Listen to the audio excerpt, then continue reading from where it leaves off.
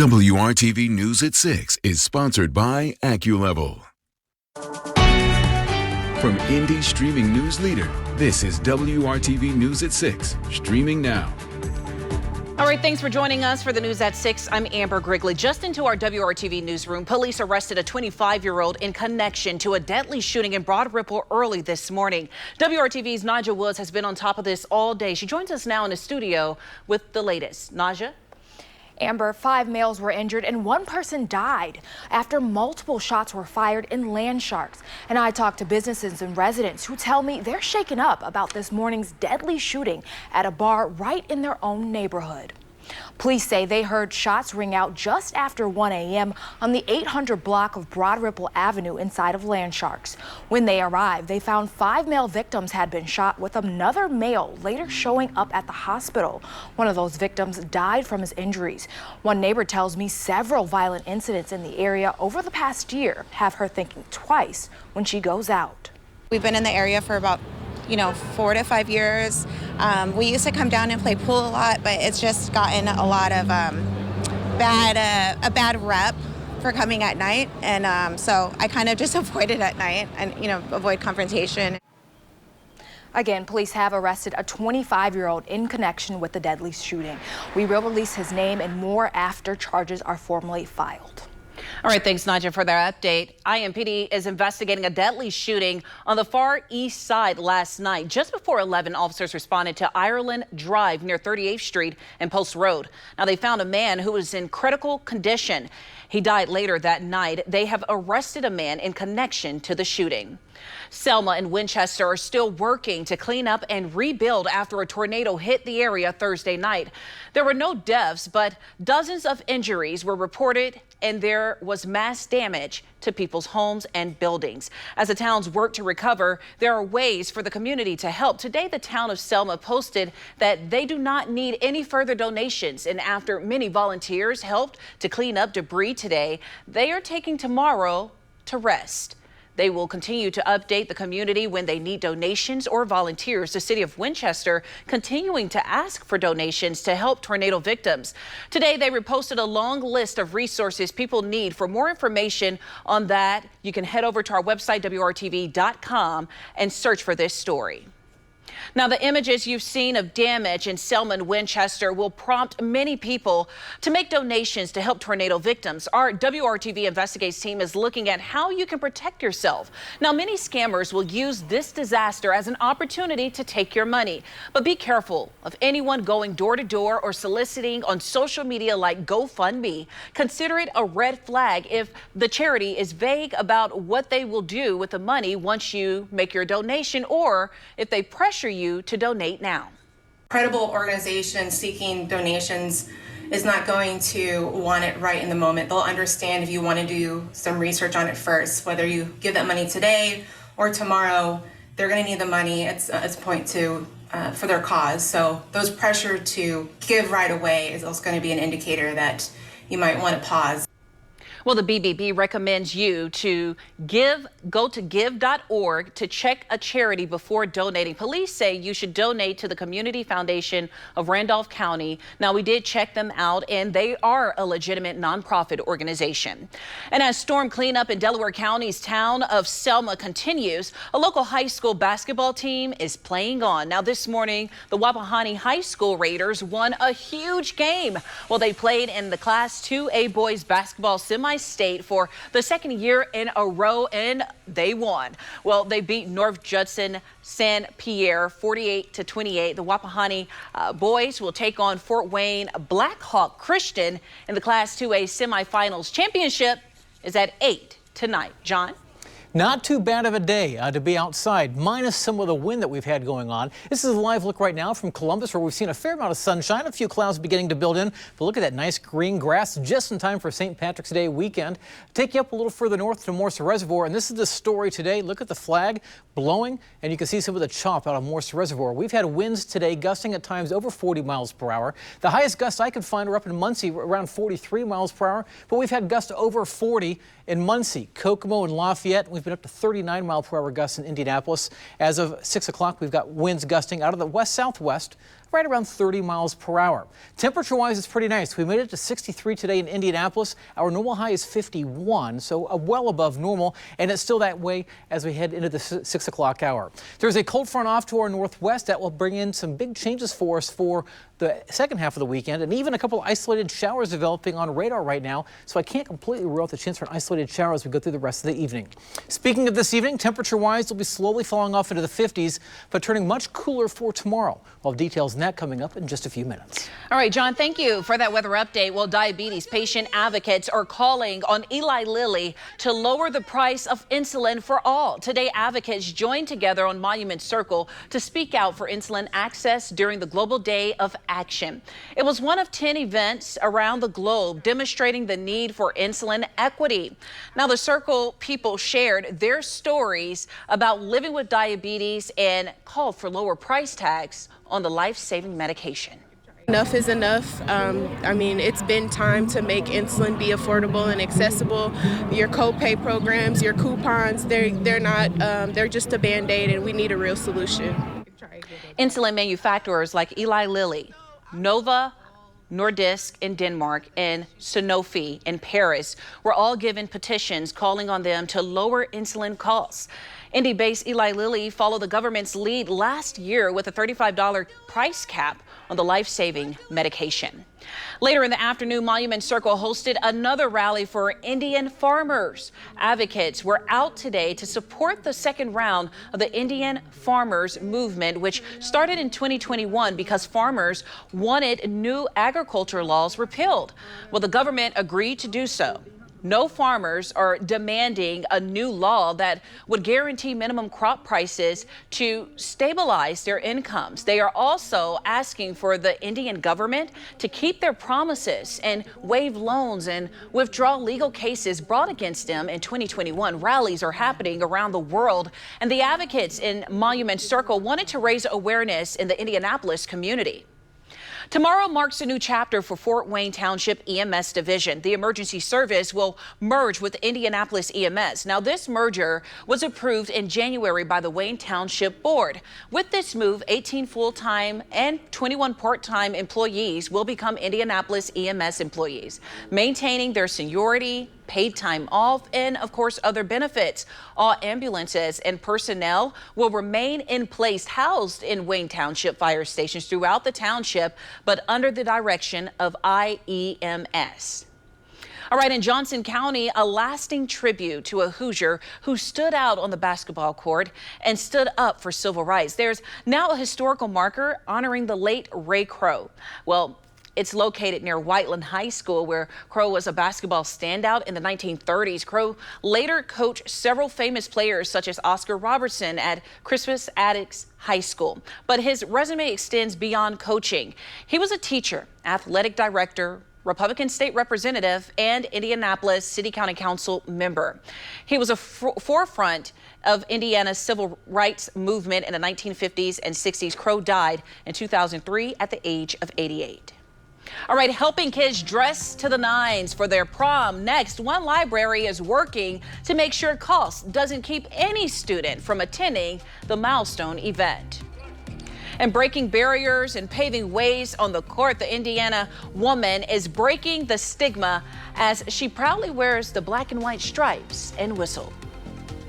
Cooler temperatures coming our way, and this could be the coldest St. Patrick's Day in 5 years. Just how much colder does it get? I've got the forecast coming up.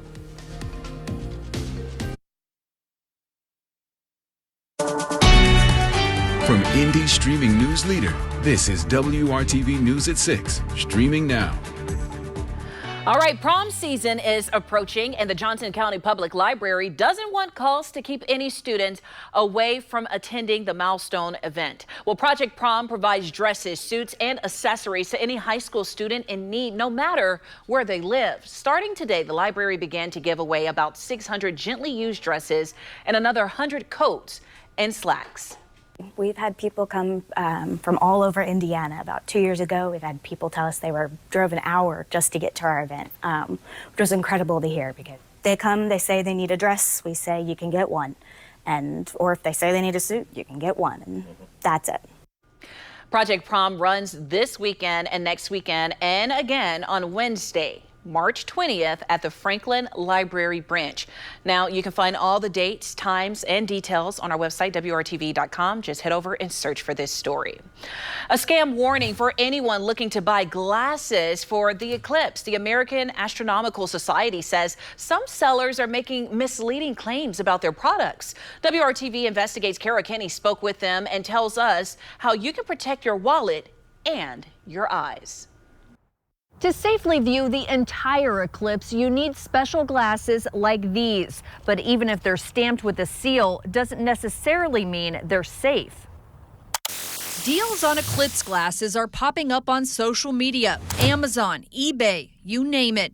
The American Astronomical Society says some sellers are making misleading claims and providing bogus documentation of their safety. Trying to make a fast buck off of this celestial event.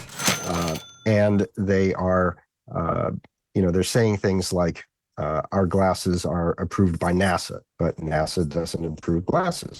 They're misrepresenting them, or they're making them in China and printing the names of American manufacturers on them.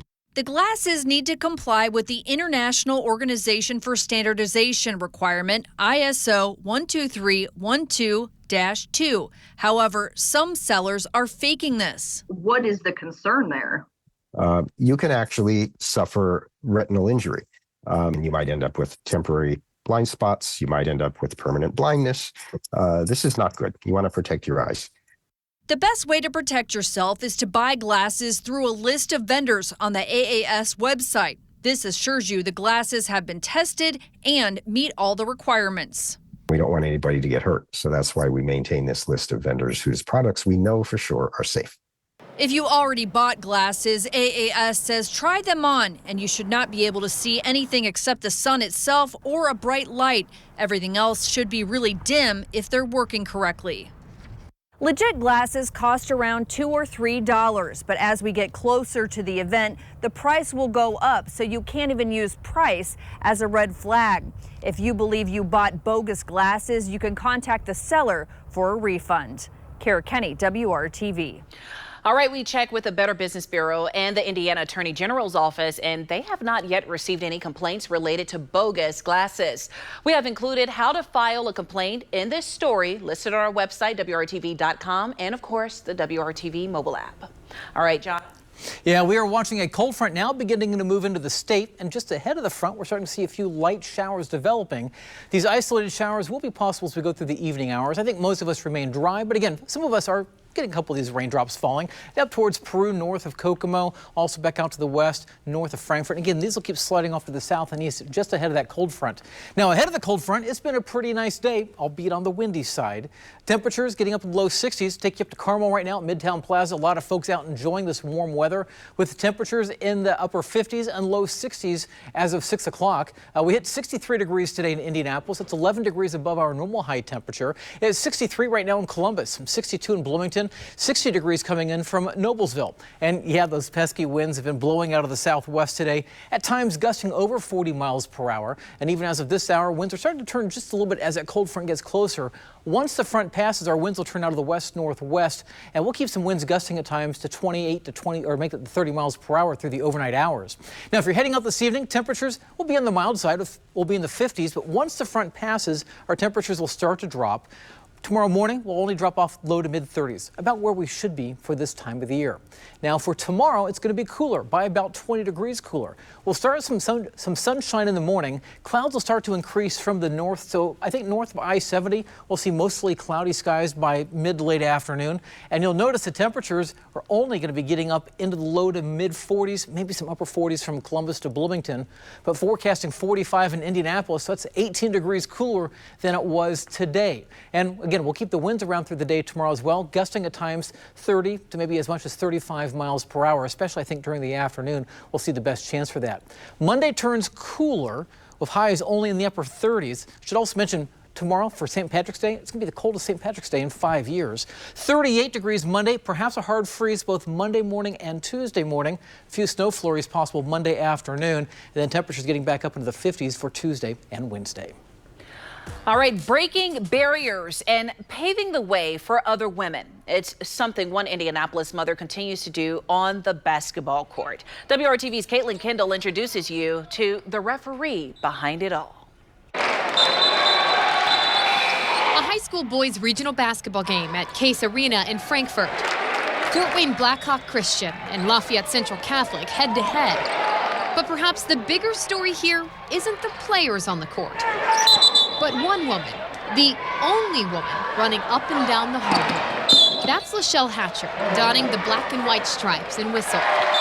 20 years of breaking the stigma for women in sports, and this game, one for the history books. This game, Hatcher became the first woman to referee a high school boys regional basketball game in the Hoosier State. I'm still in shock. Hatcher doesn't always wear the stripes. She works as an HR director for a home health care agency. The tools of communication she uses here are what she takes to the court. And moving from Fort Wayne as a single mom, she was looking for some extra cash. Instead of getting a second job somewhere, I just went ahead and started doing officiating basketball, and I could take my girls with me. The funny thing is, Hatcher's never hooped, but always liked sports. First game I did not know what I was doing. She's since grown and is now reffing for bigger games. I'm always the only female out there.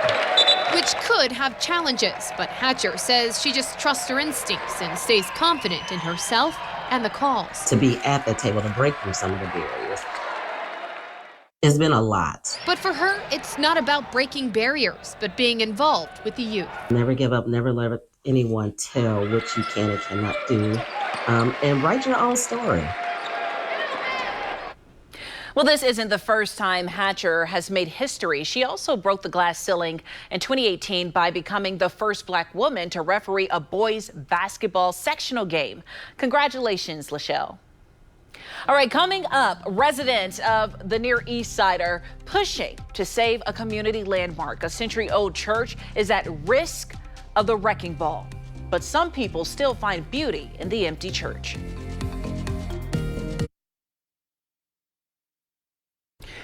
Well, the Church of the Holy Cross is a community landmark on Indy's Near East Side, but the century-old house of worship is abandoned and is showing its age. Now neighbors are pushing to save the building while it's still here. WRTV's Todd Simmons explains. A well-designed church can inspire you with just one look. The Church of the Holy Cross, built in 1905, and its iconic bell tower inspired Matt McCreary to move to the neighborhood. I can see it from 3 blocks away. It makes me feel like, hey, I'm home. Parishioners moved out of their longtime home in 2014 due to dwindling numbers. Holy Cross now looks like it needs a prayer of its own. There's a lot of community identity that would be lost if it were to be gone. The Archdiocese of Indianapolis still owns the complex, but the Holy Cross neighborhood does not know what will happen next.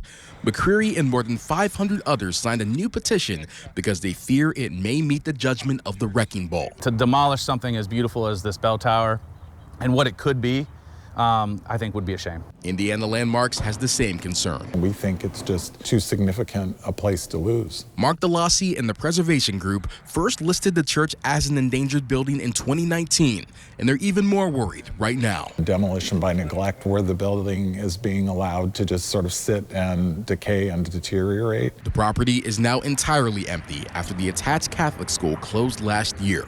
DeLossi has faith the church could find a savior, since Indiana Landmarks survived the sanctuary even older than Holy Cross for its headquarters. It's really been a true asset for the community, and I think Holy Cross could be too. If Holy Cross remains in this unholy state, its final bell could toll before long. How irreplaceable is this building? I mean, they don't build things like this anymore. On Indy's East Side, Todd Simmons, WRTV.